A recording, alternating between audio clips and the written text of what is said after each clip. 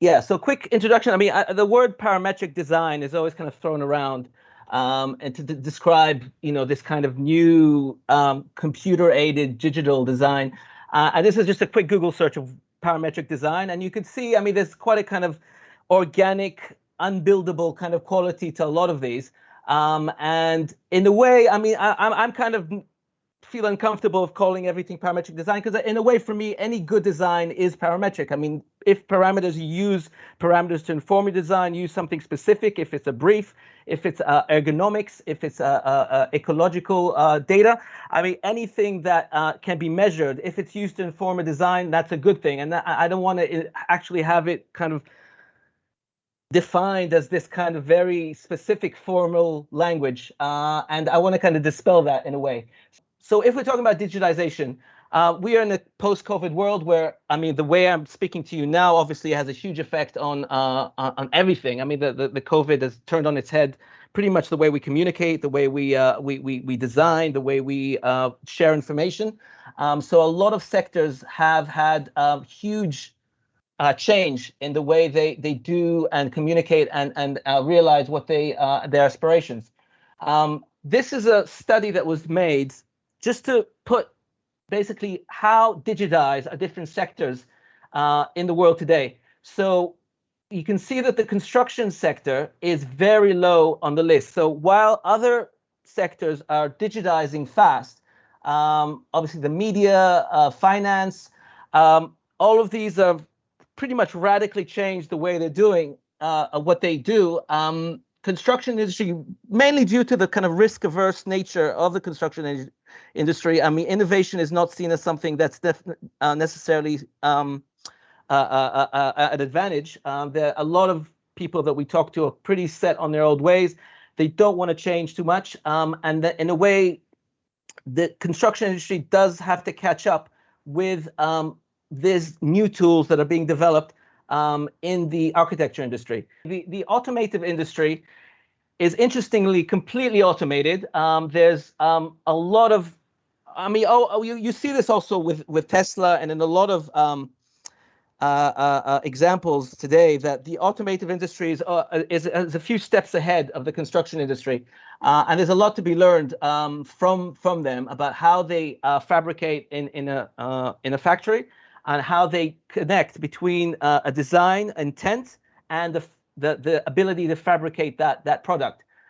So yes, and it is a product, and we are looking at today about looking at the construction industry as creating a product as well.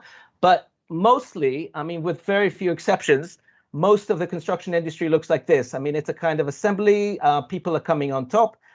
It's basic methods that haven't actually changed in the last 200 years. It's still someone building, be it in a kind of controlled environment, but it is no more than essentially a glorified shed. So all of that is changing slowly, and I think it's our role to help it change and to actually help the construction industry realize a bit more of this and that the precision involved in creating a product and bring that level of precision and control to the construction industry. The architecture of the pixel, which is different from the architecture of this fluid forms that we saw in the early 2000s.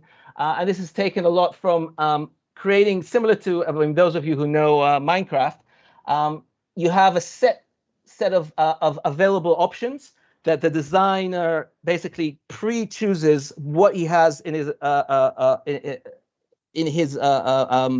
available design criteria.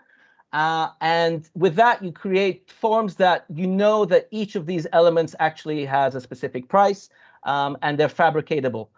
So it's in a way choosing, similar to Lego. I mean, something that analogy comes a lot in what we do in Astudio as well.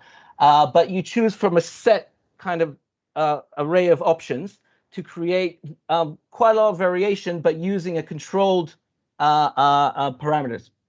So a lot of this is done also experimentally. I mean, I think everybody knows the Serpentine Pavilion. I mean, here basically it's one repeatable element. This was done with Grasshopper, and interestingly, I mean, this is a design language that wasn't been able without the use of this tool, and this is what I'm kind of trying to introduce as well. That with this kind of approach, there's also opportunity, and there's also a way of designing something that's new, but is also within a set realm of constraints. That here, I mean, basically, it's just repeating the same element, and the only thing that changes is the extrusion or the length. So this is easily fabricatable. I mean, this was communicated to a fabricating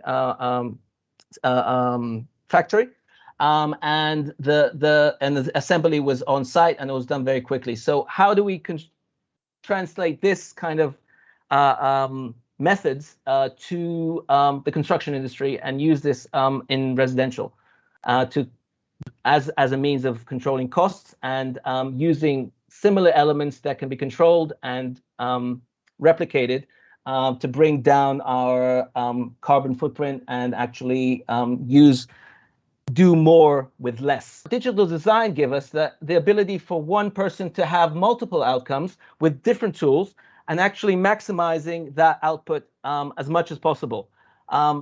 When you add digital fabrication to that, then there's almost that link to the industry and the construction industry, and that double direction where this informs the way you design, and an informed design actually knows how this works to produce a maximum outcome that's actually within the set of constraints.